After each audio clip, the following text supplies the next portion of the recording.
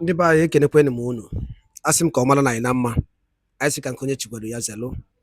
Ya dịka o si dị ya bụ Eastern News 24 ka anyị si were wetara ya bụ ozi n'ụbọchị uhuruchi nke taa n'iru akwụkwọ. Ebe ife bụ gbasara maka ebe ife na-eme na Old Eastern Region and ife na-eme n'obodo anyị nọ n'ime ya. Ya dịka o si dị, ozi a wetara n'ụbọchị nke taa bụ according to the activist wetara ya bụ ozi. As he quote, breaking news. Maazị Nnamdi Kanu's release. As Nigerian judiciary in panic, Julius Malema, Pan-African activist, exposed Nigerian judiciary corruption at UN summit. Hear the news in details. All right, this update was according to the Biafran activist with Yabozi Niru Akwụkwọ na Eastern News 24. So ya masị m ka anyị gee na ya bụ ozi dịka ihe gị atụsa ya and kwuo na-edu nke gị fiche gbasara maka ya bụ ife Julius Malema kwuru n'iru akwụkwọ n'ụbọchị nke taa. Over to you, sir. They exist as they are today. Our duty is not to be instruments of injustice and neocolonialism. It is to be agents of change, and this demands of us to be brave enough to identify unjust laws, speak out, and form part of those that work tirelessly for our judiciary to be of service to our people. I say this not to encourage anarchy or lawlessness, but to draw us back to the difficult truth and reality that at times the laws has been used as a weapon of oppression. It has taken lawyers and activists to walk side by side, hand in hand, to stand up against laws that perpetuate the undermining of the dignity of the people. And we must all be alive to this history and this possibility today. This becomes even more important for us as Africans because for centuries, our very existence has been unlawful in the eyes of the oppressor. Our indigenous laws have been treated as inferior to Roman Dutch law or English law. To be an African has meant that for generations, we are not worthy of the laws and the rights that make us human beings. And for that reason, it was legal to abuse us, to enslave us, to steal our mineral wealth and oil, and to destroy and kill our heritage, history, and even our lives. The legal profession you belong to, the political system we belong to, the judiciary and parliaments were created without us in mind. They were crafted at our exclusion and built to sustain our suffering. We now sit in the corridors which were built to break the back and the soul of African people. The demand then from those who died at the hands of this institution that we now serve is that we transform them so that they become instruments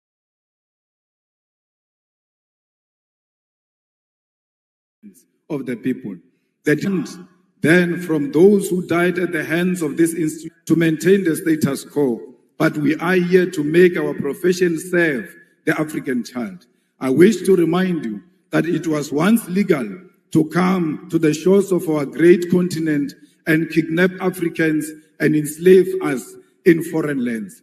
It was once legal to rape African women and children because they did not have the right to dignity of their European oppressors.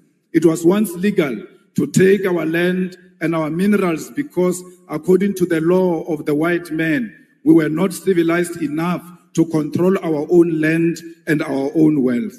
In South Africa, our freedom, our oppression, our resistance all had law at the center of it. Under apartheid, it was legal to restrict the movement of Africans to labor reserves called townships and to it. Under apartheid, it was legal to restrict the movement of Africans to labor reserves called townships and to teach us inferior education so that we could only be servants of white masters. All of those problems were legal, and it took brave men and women to say that if the oppression of Africans is lawful, then such a law is unjust and must be opposed. Today, as our continent is troubled by corruption, leaders who utilize state machinery to sustain their rule at the expense of the poor and the African lives in abject poverty, A question we all ought to ask ourselves is whether the time for the legal profession and the activists to once again stand up for what is right. We must all ask ourselves whether the time has not once again arrived for liberation to be achieved against the sale of our nation to recolonization, and whether this fight must not begin by reimagining our laws for the better. We must therefore reach into this deep history of resistance and solidarity which is shared by our two nations in order to achieve the goal of restoring the humanity of Africa and her people.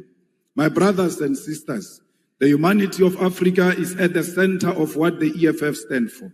We are an organization that was formed in 2013 purely out of the demands of the people of South Africa who wanted an alternative to the former liberation movement to achieve economic freedom in our lifetime.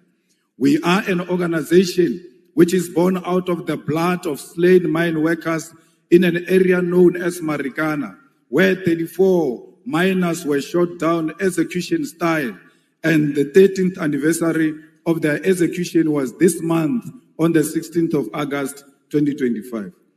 Yet the families have not seen any justice. No one has answered for this grave injustice. It is out of this deep pain and disregard for African life that the domestic workers, miners, gardeners, petrol attendants, street dwellers, university students, professionals, and ordinary people of South Africa demanded that we form the economic freedom fighters. We were formed to complete the liberation struggle, which was faced by compromise, betrayal, and corruption of the mission for the return of the land and wealth of South Africa to the hands of the people. As a result, we base our struggle on these lived realities, and we are guided by a scientific ideological outlook of Marxism, Leninism, and the teachings of Frantz Fanon. Fanon, in the context of Africa, becomes most important as we face with a continent that is becoming more and more dependent on the former colonial master, and our liberation movement abandoned the struggle which led to the formation in favor of life of opulence while the people suffer.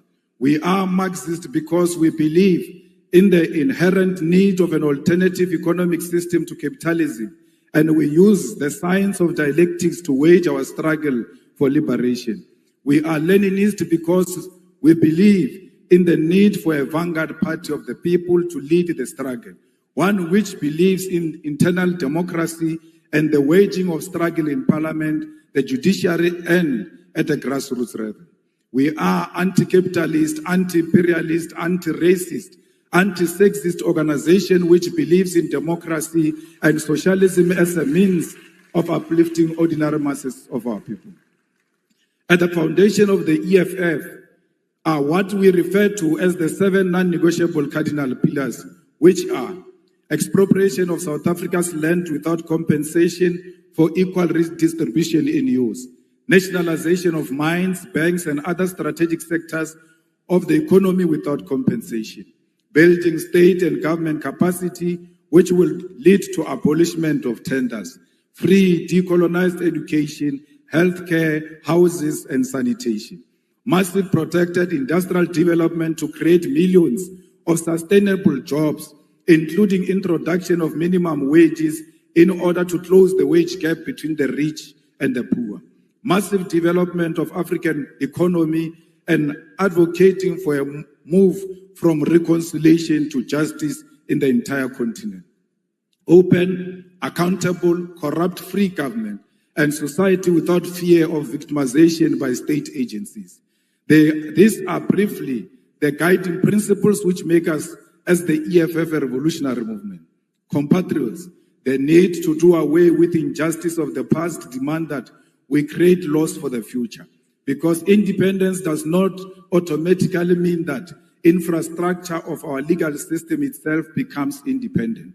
Our duty as lawmakers, as practitioners post-independence, demands of us to scrutinize existing laws and where necessary make amendments or even introduce new laws to liberate our people from the parasitic oppression that they are exposed to.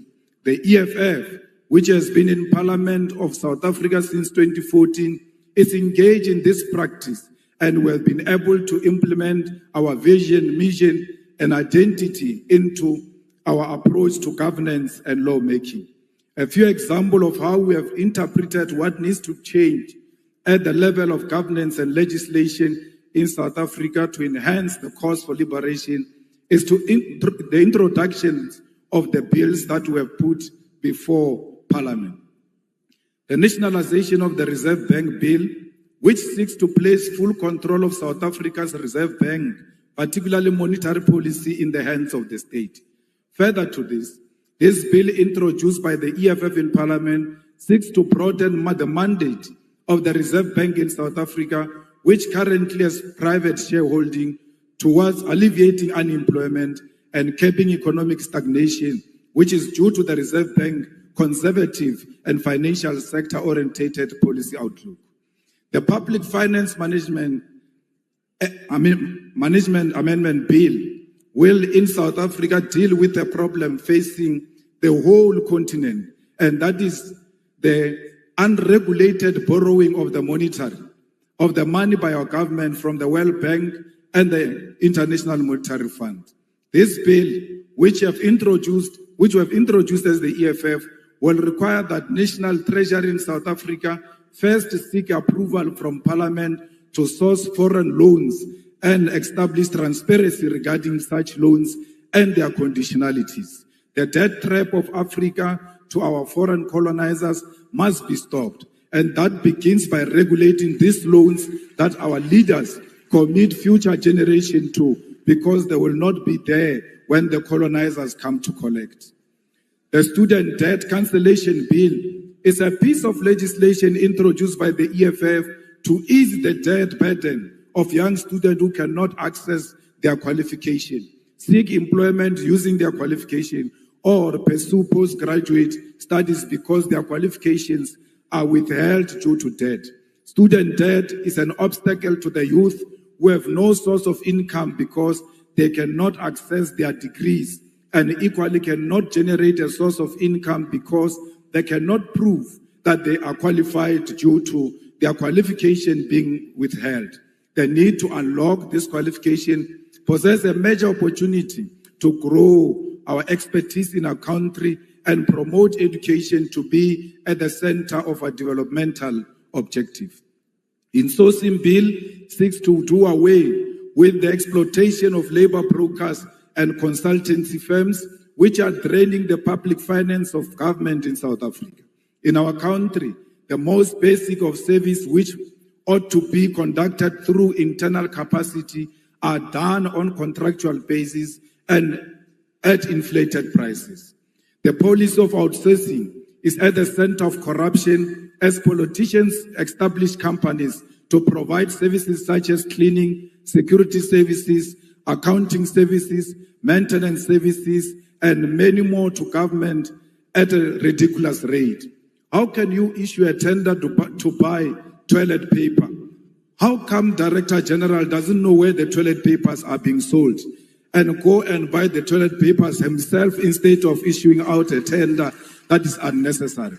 There are certain things that can be done by the government without involving the outside players. We don't want alcohol advertised in South Africa because they advertise alcohol through the means that is not a true reflection of alcohol. Why are you not advertising alcohol with drunkards and show people what alcohol will do to them? It cannot be that alcohol is advertised only with beautiful people at the beach. It must be a true reflection of what this will do to you. We have done the same before by banning the advertisement of cigarette in South Africa, and what is to follow is alcohol. The EFF is also engaged in many other programs that seeks to empower our own communities and make sure that there is local procurement. Why should a prison in Enugu should go and buy vegetables in Lagos? They must buy where they are. to promote local economy and to promote their own economic growth. We cannot allow a situation where people who do not come from where we come from are actually not benefiting from what their government can provide. Compatriots, I must reiterate once again that it is a deep honor to stand before you today in Nigeria, in Enugu State, a country that holds a special place in the hearts of all South Africans who understand history, who value solidarity, who appreciate the sacrifice made by others in the cause of our freedom. Nigeria is not just another African country to us. It is a comrade nation, one that stood firmly by our side during our darkest hour. When South Africa was shackled by apartheid, when our people were murdered, imprisoned, and denied basic humanity, Nigeria rose as a giant for justice, placing South Africa squarely at the center of its foreign policy. Former President Murtala Mohammed famously declared that Africa had come of age, that the continent will no longer tolerate interference from outside powers, and this still rings true today. Nigeria set up the Southern African Relief Fund, mobilizing its citizens to contribute to the liberation struggle. Even as it faced its own challenges at home, these initiatives raised millions of dollars to support the liberation of South Africa.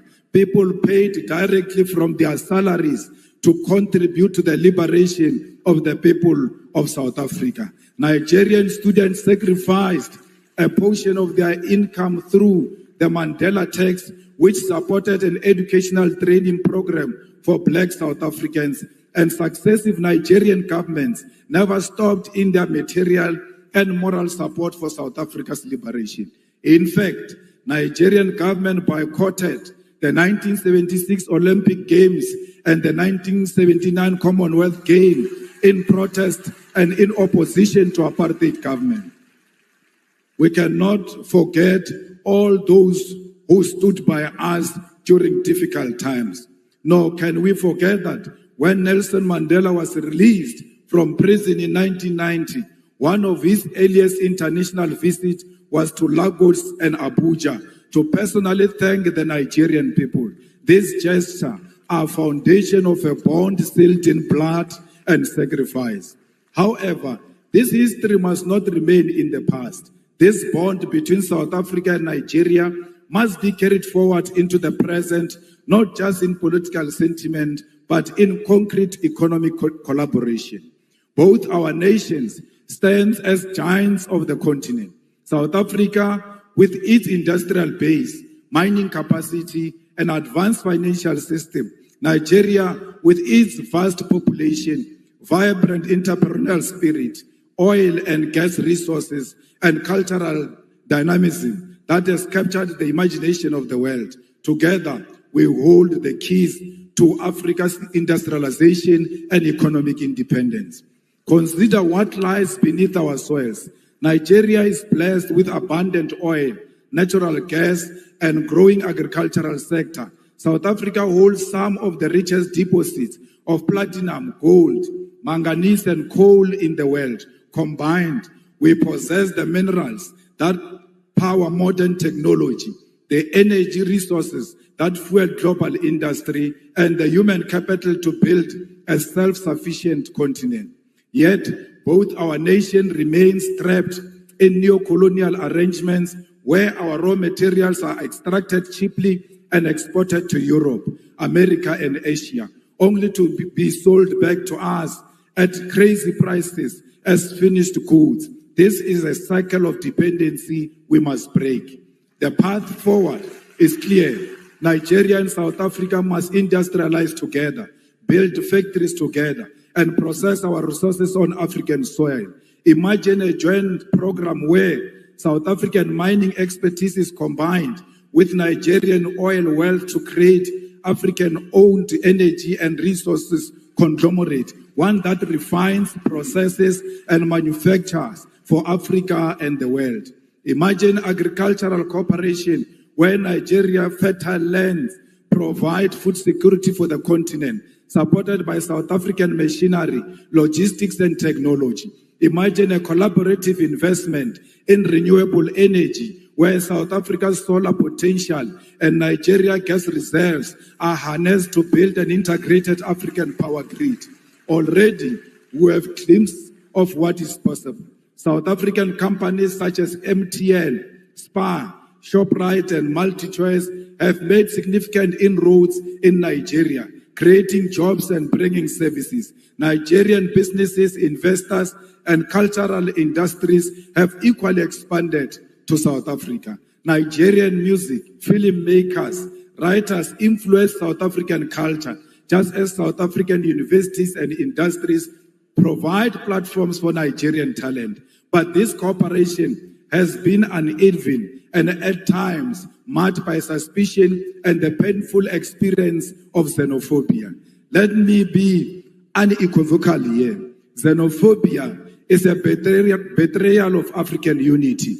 It is a sickness born of poverty, inequality, and government failure. But its victims are our African brothers and sisters. Nigerians, Zimbabweans, Congolese, and Somalis are not the cause of the South Africa's unemployment crisis. The cause lies in the untransformed economy of South Africa, which remains in the hands of white minority and multinational corporations who continue to exploit labor while refusing to industrialize. Attacking fellow Africans diverts anger from the real enemy, and we must educate our people that unity, not division, is the solution to the African crisis. If we want to end one-way migration, where Nigerians are forced to leave home in search of opportunity in South Africa, we must integrate our economies. Young Nigerian engineers should be able to work in Johannesburg, Gaborone, Windhoek, Harare, Cairo, and Accra, not as foreigners, but as Africans contributing to Africa. South African entrepreneurs should be able to set up in Lagos without suspicion, but with support as partner in the shared future. We must harmonize trade policies, align visa regimes, and build continental infrastructure that connects our people. We actually do not need a visa. We don't need a visa between South Africa and Nigeria. In the same way, we don't need a visa for our people to travel in their own continent. We are one. Both South Africa and Nigeria know the pain of colonialism. Both have faced internal divisions. Both have enjoyed the pressures of global imperialism that seeks to divide and exploit and control us. Both know that the only path forward is Pan-African solidarity. We must reject the illusion that our salvation will come from Washington, London, Brussels, or Beijing. Our salvation lies here in Lagos and Johannesburg, in Abuja and Pretoria, in the hands of Africans who refuse to be divided. Together, Nigeria and South Africa can lead African continent free trade area, not as a paper agreement, but as a living reality that changes the lives of ordinary people. Together, we can demand fair trade, protect our industries, and invest in education, technology, innovation. Together, we can prove that Africa is not a begging bowl, but a continent of giants. We must prove to the whole world that we are not xenophobic, we love one another. Black people are not loved in Africa and are not loved outside Africa. We have a duty to love ourselves and show the whole world on how it must treat us. We cannot treat each other badly and expect other people to treat us much better. How you treat your own brother and your own sister, it's how you teach others outside how they must treat you. The unity of our continent is paramount, and we must never associate with any xenophobic agenda that perpetuates the divisions in South Africa. Solidarity is what we need for each other. My comrades, as I close, I want to state that as Africans, our fight has never been confined to the borders. From the very beginning, the struggle of South Africa against apartheid We knew that suffering of one oppressed people anywhere in the world is the suffering of all oppressed people everywhere. It was in that spirit that South Africa, during its liberation struggle, was embraced by Nigeria and other African nations, who declared that apartheid was not simply a South African problem, but an African and global crime. It is in that same spirit that today we say our liberation as Africans will remain incomplete if we turn a blind eye to the struggles of those who continue to suffer under occupation, colonialism, imperialism, and economic exploitation. It is this tradition of solidarity that compels us today to speak clearly on the struggle of other oppressed people. The EFF continues to stand firmly with Western Sahara, Palestine, Cuba, Haiti, the Democratic Republic of Congo as a commitment to international law and justice. In Western Sahara, Morocco's continued occupation violates the principle of the United Nations Charter and the African Union's Constitutive Act, both of which enshrined the right to self-determination. The International Court of Justice affirmed in 1975 that Morocco had no sovereignty over Western Sahara. Yet, decades later, the Sahrawi people remain dispossessed. In Palestine, we are witnessing one of the gravest violations of international law in modern history. The apartheid regime of Israel has for decades defied UN resolutions, the Geneva Conventions, and international humanitarian law. Collective punishment, the bombing of hospitals, the illegal taking of land, the killing of children, and the deliberate starvation of populations are crimes under the Roman Statute of the International Criminal Court. The world cannot remain neutral in the face of genocide. And just as apartheid South Africa was declared a crime against humanity, so too must be the international community recognize and act against Israel's apartheid and genocide. The importance of fighting on the level of the law was made evident in this case when the South African government took Israel to International Court of Justice to report their crimes when no other country will do so. This fight in international court was won when the court declared that indeed Israel was perpetuating genocide, a win that was necessary to sway some support away from Israel and to embolden other countries to speak out.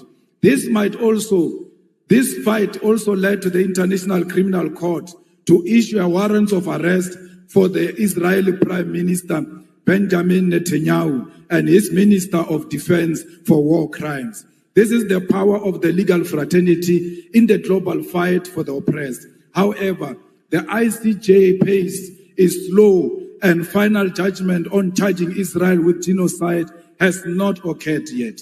We must therefore confront the uncomfortable truth that the slow pace of these proceedings is not accidental, but reflects a global legal order designed and maintained under white supremacy. International law is swift and ruthless when prosecuting leaders of the global south, yet hesitant and cautious when dealing with crimes committed by Western powers or their allies. This is hypocrisy we must name without fear. When an African leader is accused, indictments are issued overnight, sanctions are imposed immediately, military interventions justified under the banner of international law. However, when Israel starves children in Gaza or the United States and its allies invade nations and topples governments, the same institutions suddenly discover restraint, complicity, and delay. As the legal fraternity of Africa, you cannot accept this double standard. You must be bold enough to create alternative and fair systems of accountability that do not bend to imperialist interests. If the so-called international community is unwilling to deliver justice in real time, then Africa must advance its own courts, its own tribunals, its own instruments of solidarity and protection. Just as we build liberation movements when colonialism denied us freedom, So too must we build new legal institutions when the existing ones fail us. In Cuba, for over 60 years, the United States has imposed an economic blockade in contravention of international law, including the principle of non-interference and the sovereign right of nations to choose their social and economic system. Despite this, Cuba has demonstrated a profound commitment to human solidarity, sending doctors across the globe, including to Africa, welcoming Africans into their classrooms and participating in the liberation of the oppressed. Cuba never sent their soldiers anywhere to kill anyone. Instead, they send their doctors all over to go and save life. All right, in the by Guadaluri and the Kuns Venezuela Eastern News 24 by Sinotonia Bozi. If in talk email, I'm not to say Bozi, hashtag Donald Trump and United Nations. Kawe mali fene meno bosin katana Eastern News 24. To saya Bozi, what saya Bozi ya? Kudutumu doesn't ever di teacher. All right, Guadaluri then make sure you stay tuned. More news updates, more updates. I get with the Abuja, but stomach every fene no bosin kata. All right, Kemesia no munem.